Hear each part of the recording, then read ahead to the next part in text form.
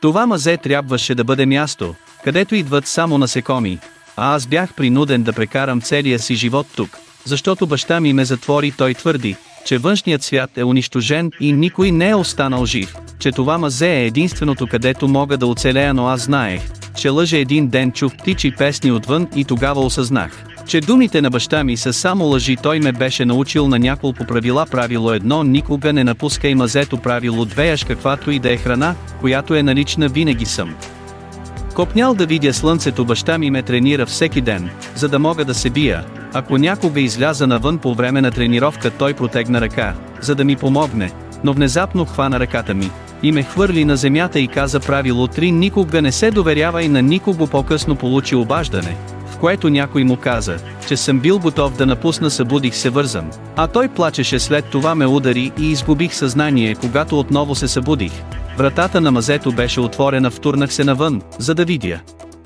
света. Само за да открия, че хората се усмихват и всичко изглежда напълно нормално.